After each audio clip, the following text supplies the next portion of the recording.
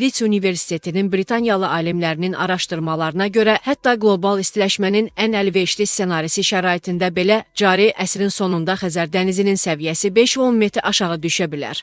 Turkistan az məlumat verir ki, alimlər iddia ediblər ki, ən pessimist proqnoz doğru olarsa eniş 21 metr olacaq. Bu perspektiv 15 milyona yaxın insanın yaşadığı bütün region üçün geniş miqyaslı ekoloji fəlakət vəd edir. Planetin ən böyük endoreik su hövzəsi olan Xəzər dənizi unikal ekosistemin saxlanmasında əsas rol oynayır. Xəzər su itisi ağcaqayın, ulduz nərə balıqları və bir çox digər endemik növlərin məskəni kimi xidmət edir. Hesablamalar göstərib ki, temperaturun minimal artması ilə belə dənizin su səthinin sahəsi 112 min kvadrat kilometr azala bilər ki, bu da İslandiya kimi bir ölkənin ərazisindən iridir. Ekoloji və iqtisadi cəhətdən ən qiymətli torpaqların çoxu dayaz sularda yerləşdiyinə görə belə dayazlaşma biomuxtəlifliyə və yerli əhalinin rifahına pis təsir göstərə bilər. Xəzərin şimal sahillərinin sakinləri ən həssas olacaqlar. Səbəbi odur ki, balıqçılığın yoxa çıxması onları əsas gəlir mənbəyindən məhrum edəcək, sərt iqlim şəraiti isə alternativ iqtisadi fəaliyyətlərin, o cümlədən kənd təsərrüfatının inkişafını faktiki olaraq qeyri-mümkün edəcək. Üstəlik,